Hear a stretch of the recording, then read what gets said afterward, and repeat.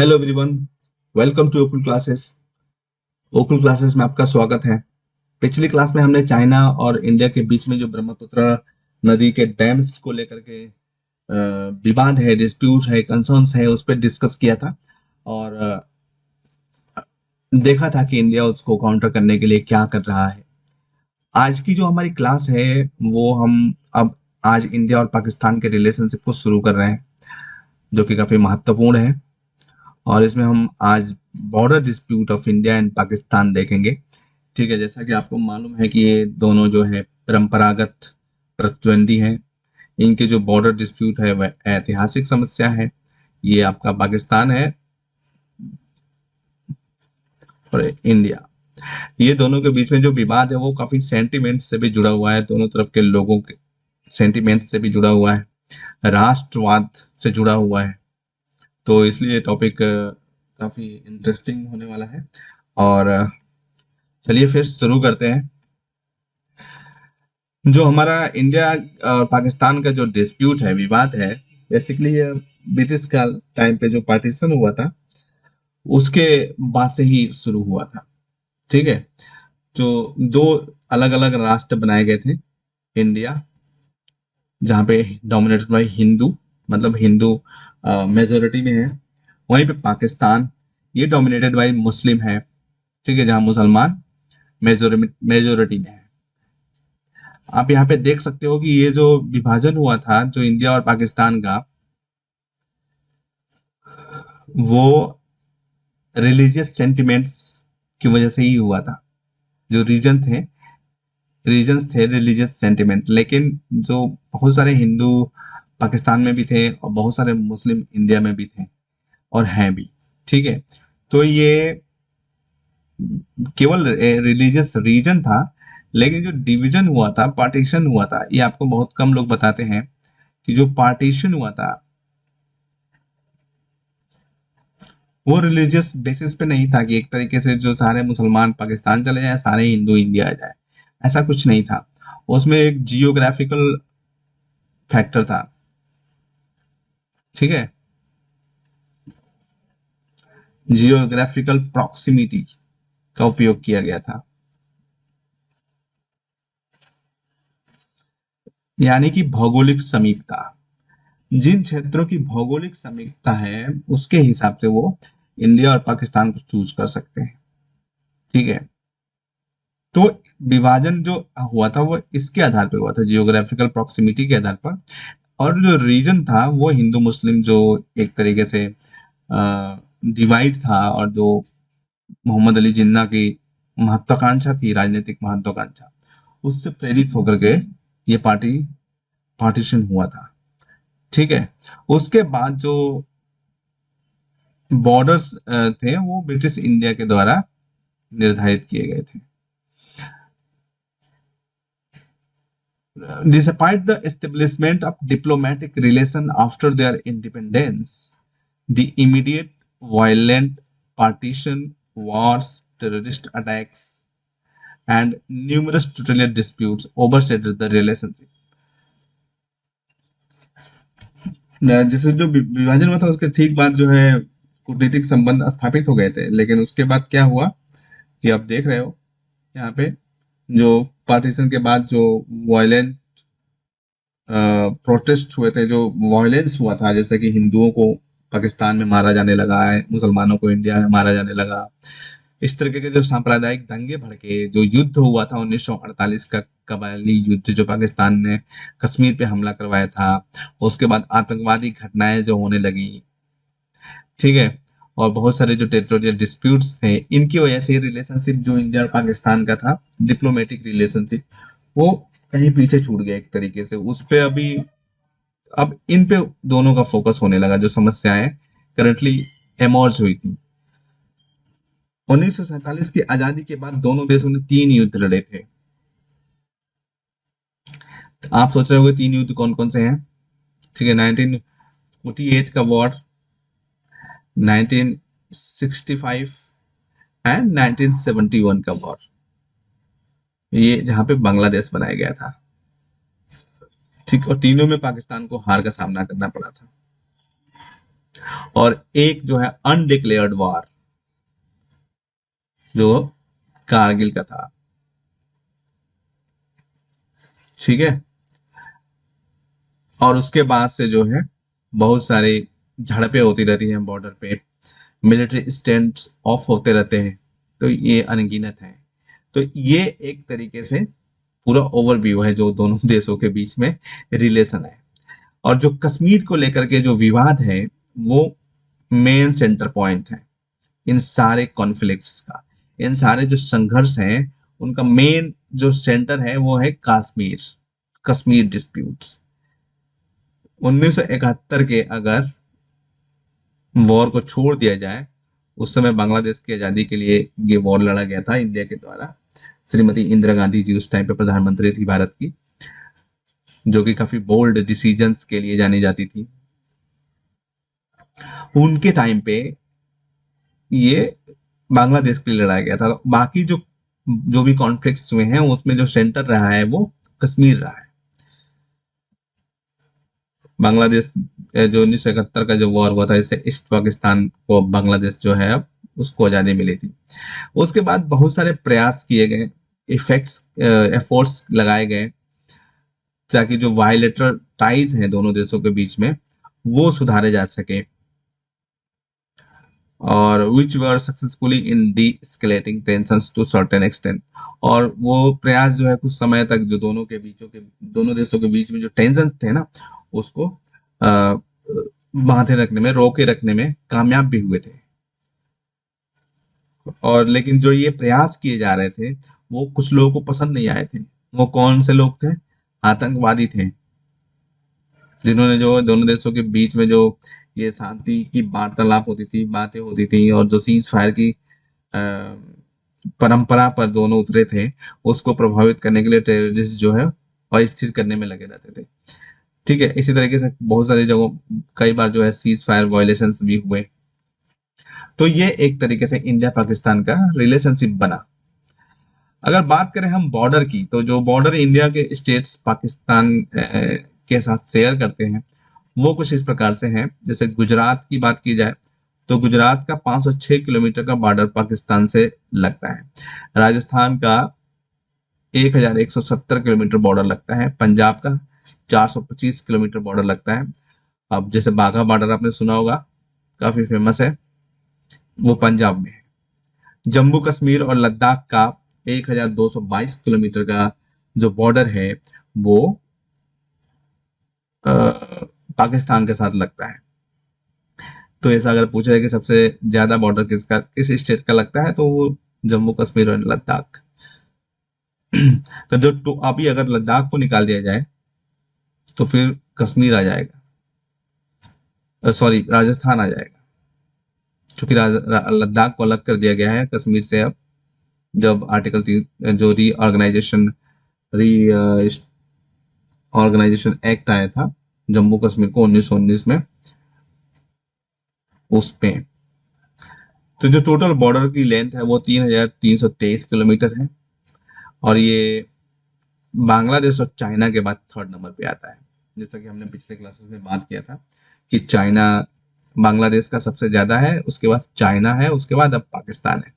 ये आप मैप में कुछ ऐसे हैं, जैसे ये आप देख सकते हो, गुजरात का बॉर्डर है, ठीक है, ये राजस्थान का बॉर्डर, ये पंजाब, और ये जम्मू कश्मीर का बॉर्डर पाकिस्तान के साथ लग रहा है, ये पाकिस्तान है। तो ये आप देख लो,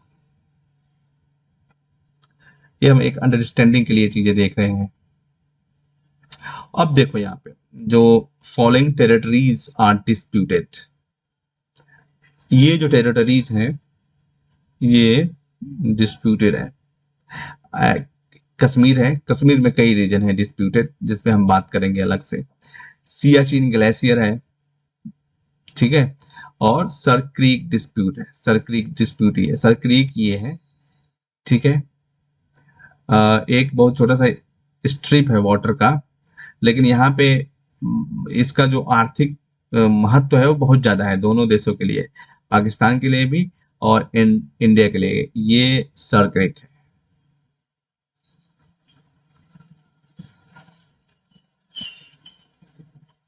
ठीक है, आप इसको देख लो यहाँ पे।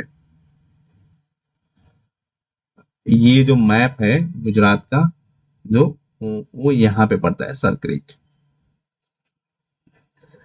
तो ये सर क्रीक है, और ये पाकिस्तान का सिंध प्रोविंस है, और ये हमारा गुजरात है, और यहाँ पे सर क्रीक है, और दोनों देशों के बीच में इसको लेकर के विवाद है। तो जो जो ये लाल रंग की लाइन दिखाई दे रही है ना, ये जो रेड कलर की लाइन है वो इंडिया के द्वारा क्लेम किया जाता है, लेकिन पाकिस्तान इसको विवादित मानता है।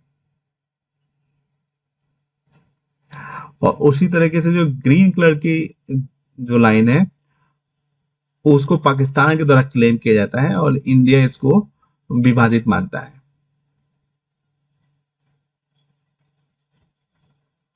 तो ये एक तरीके से आप यहाँ पे देख लो। अभी हम इस पे आगे जो चर्चा करेंगे उसमें ये सारी चीजें आएंगी डिटेल में। अब कश्मीर की अगर बात करें तो कश्मीर में देखो आप, ये है आपका लाइन ऑफ कंट्रोल, जो 1948 के वॉर में जब उसको पराजित कर दिया गया था पाकिस्तान को, और फिर जब वापस दोनों स्थिति में वापस गए थे, तो ये बनाई गई थी लाइन ऑफ कंट्रोल। ये पाकिस्तान ने अपने कब्जे में कर लिया था।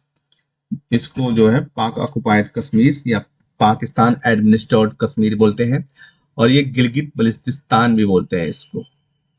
ठीक है, और ये देखो आप, ये चाइना को दे दिया गया है पाकिस्तान के द्वारा, और ये है हमारा सियाचिन ग्लेशियर जो इंडिया के कंट्रोल में है, जो कारगिल वार के समय पे जो यहाँ पे डिस्प्यूट, दुनिया का सबसे ऊंचा जो है युद्ध स्थल एक तरीके से आप कह सकते हो। और ये अक्साई चीन है, जो चीन ने भारत से छीन लिया था। तो देख रहे हो आप कितना बड़ा हिस्सा जो है इंडिया का इसके पड़ोसी देशों ने छीन रखा है। तो ये बॉर्डर डिस्प्यूट है उसके साथ, पाकिस्तान के साथ इंडिया का। अगर हम बात यहाँ पे करें जम्मू कश्मीर, पाकिस्तान ऑक्युपाइड कश्मीर एंड गिलगित बल्तिस्तान थी, तो पाकिस्तान ने इलीगल तरीके से और जबरदस्ती लगभग 78,000 स्क्वायर किलोमीटर की इंडियन टेरिटरी पर कब्जा कर रखा है जम्मू कश्मीर में। और in addition under the so called Sino Pakistan boundary agreement of 1963, Pakistan illegally ceded 5,180 square kilometre in Pakistan occupied Kashmir to China. और सीनो पाकिस्तान बाउंड्री एग्रीमेंट 1963 में जो हुआ था, उसके तहत पाकिस्तान ने जो भाग कब्जा किया था इंडिया का इलीगली तरीके से, उसको इलीगली तरीके से ही चाइना को दे दिया। 5,180 स्क्वायर किलोमीटर का हिस्सा एरिया चाइना को दे दिया, बांट दिया उसमें। तभी आज चाइना जो है उसका उपयोग अपने उपनिवेश के रूप में करता आ रहा है। अभी देखो अब सियाचिन ग्लेशियर, सियाचिन ग्लेशियर की लोकेशन हमने मैप में देखी थी, ईस्टर्न काराकोरम रीजन में आते हैं। ठीक है, काराकोरम जो है ना, वो पहाड़ियां, हिमालय की पहाड़ियों को बांटा गया है जिस तरीके से, ऊपर को काराकोरम है। ठीक है, उसके बाद पीर पंजाल है, if I am not wrong. ठीक है, उसके बाद धौलाधर है, धौलाधर, उसके बाद शिवालिक है।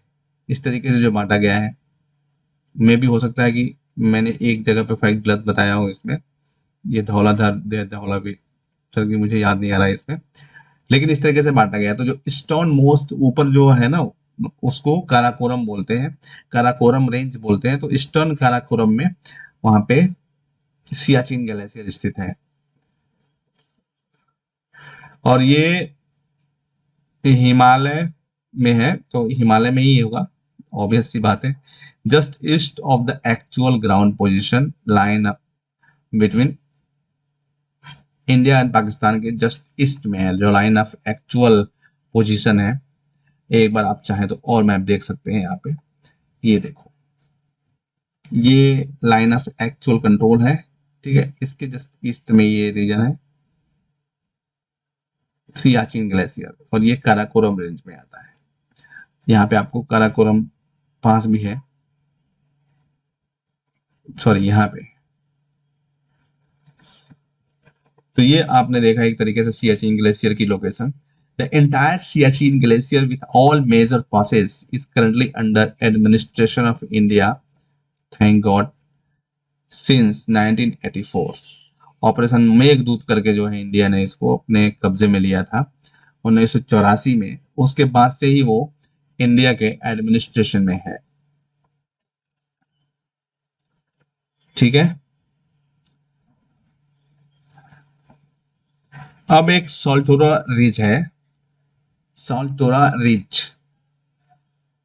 तो Saltoro mountain range is a sub-range of the Karakoram Heights of Saltoro Ridge. They are located in the heart of Karakoram on the southwest side of the Siachen Glacier. Siachen glacier के दक्षिण पश्चिम तरफ जो है ये साल्टोरा रिज है, ठीक है, और जो काराकोरम माउंटेन में ही आता है। तो ये पार्ट जो है ना, they are claimed as a part of Jammu Kashmir union territory by India. इसको इंडिया जो है क्लेम करता है कि ये जम्मू कश्मीर का है पार्ट, ठीक है। और पाकिस्तान जो है जम्मू कश्मीर यूनियन टेरिटरी के रूप में इंडिया इसको क्लेम करता है, लेकिन पाकिस्तान इसको क्या क्या कहता है? पाकिस्तान कहता है कि ये गिलगित बल्तिस्तान का है रेंज, पाकिस्तान के द्वारा। गिलगित बल्तिस्तान जो पाक ऑक्युपाइड कश्मीर है उसी को बोलते हैं। तो पाकिस्तान मानता है कि ये गिलगित बल्तिस्तान का हिस्सा है, पार्ट है, ठीक है। तो ये उन दोनों देशों के बीच में डिस्प्यूट का एक रीजन है। 1984 में इंडियन मिलिट्री ने क्या किया था, मेन जो पीक है और जो पासेस हैं इस रेंज में, उस पर अपना कब्जा कर लिया था, अपना कंट्रोल स्थापित कर लिया था फिर से दोबारा। और पाकिस्तान फोर्सेस के साथ जो ग्लेशियल वैली जस्ट वेस्ट उसके में है, वहां पे पाकिस्तान फोर्सेस के साथ हुआ था झड़प।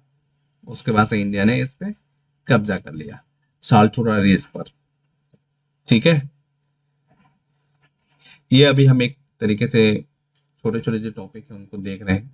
इस पे हम अच्छे से एक क्लास फिर से जो है जहाँ पे इनका जिक्र आएगा, जो बॉर्डर डिस्प्यूट हम कश्मीर का पढ़ेंगे, कश्मीर इशू पे हम अलग से क्लास लेंगे, उसमें हम देखेंगे। तो सर क्रीक रीजन आपने देखा, वहाँ पे जो 96 किलोमीटर लॉन्ग स्ट्रिप है water disputed between India and Pakistan and run of Kutch Marsh land, ठीक है।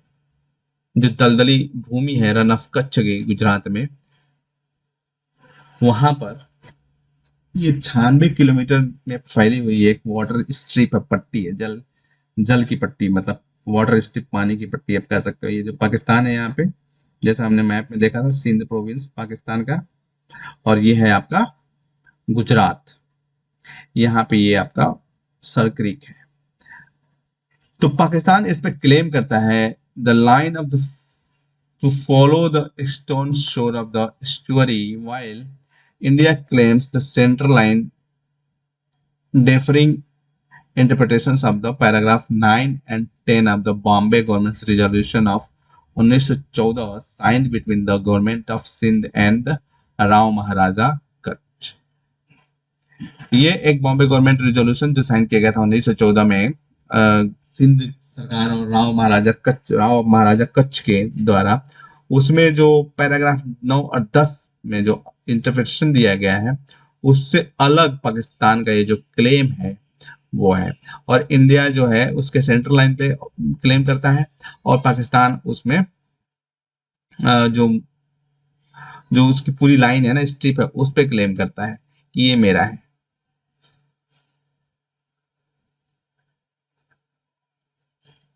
और जो ये रीजन है, जो सर्किलिक रीजन है, जो बाउंड्री है, एरिया है, वो डिमार्केटेड नहीं किया गया है, मतलब उसको विभाजित नहीं, मतलब उसको लाइन खींची नहीं गई है इंटरनेशनल मैरीटाइम बाउंड्री लाइन के द्वारा। कोई भी इंटरनेशनल मैरीटाइम बाउंड्री लाइन वहां पे नहीं खींची गई है, ताकि जो है इस विवाद को उसके आधार पर सुलझाने का प्रयास किया जाए। तो ये एक डिस्प्यूटेड रीजन है, सर क्रीक।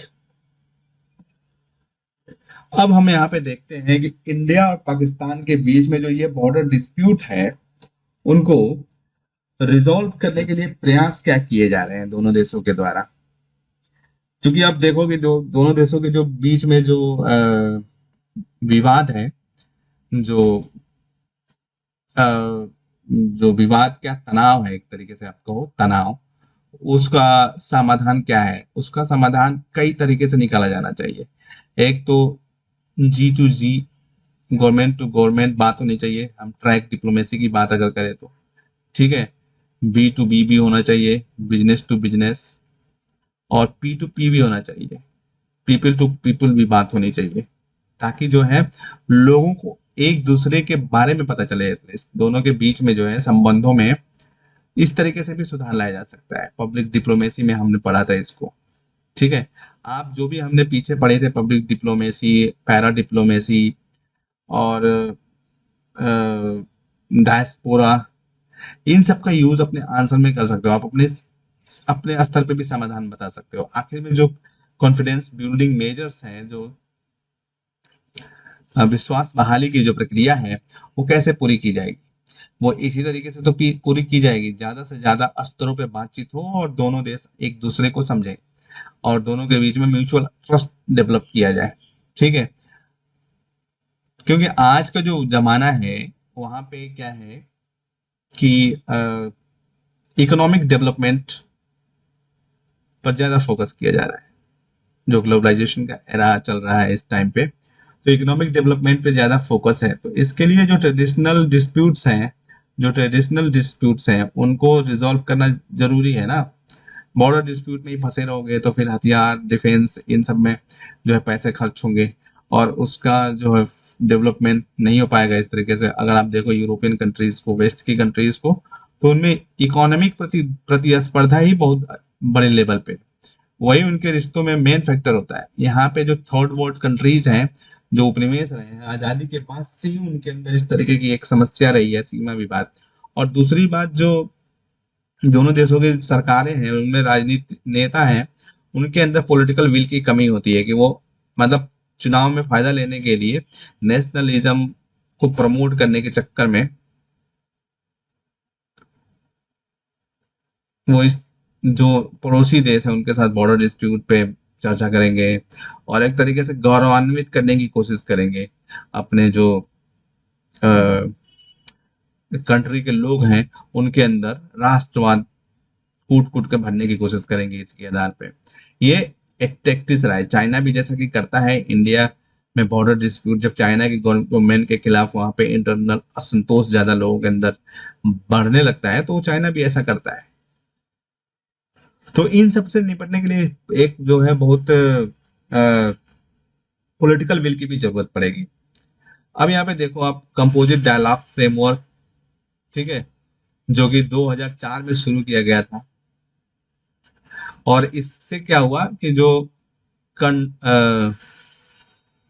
कुछ कंटेंटियस इश्यूज थे बिटवीन दोनों जो दोनों साइड्स हैं, ठीक है, उनको बाहर किया गया।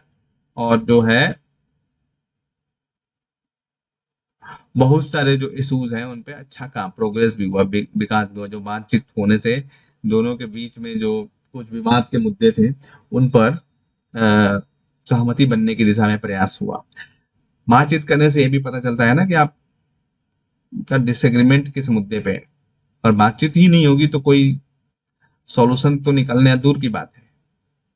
इसी तरीके से जो आपने देखा होगा, दिल्ली लाहौर बस सर्विस जो शुरू की गई थी, ठीक है, इन दोनों देशों के बीच में टेंशन को इसने भी काफी कम किया था।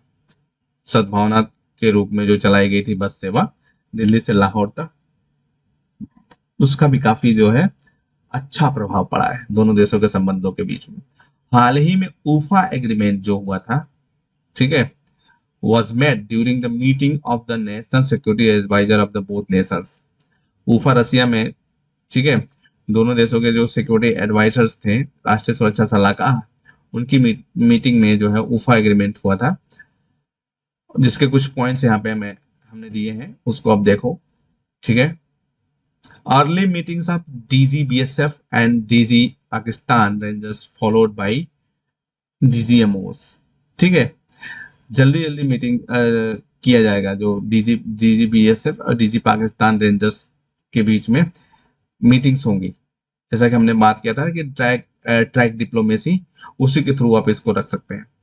Discussing ways and means to expedite the Mumbai case trial including additional information और needed to supplement the trial. जो मुंबई में हमला हुआ था आतंकवादियों का, ठीक है, उससे रिलेटेड जो जांच हो रही थी, उसमें पाकिस्तान के साथ जो इंडिया का कोऑपरेशन बनने की दिशा में इंफॉर्मेशन शेयर करने वाली जो बात हुई थी, उसकी बात यहाँ पे की जा रही है।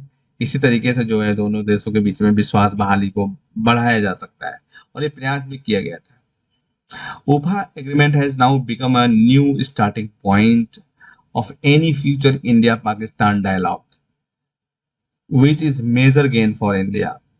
OPA agreement को हम एक बार फिर से देखेंगे, ठीक है।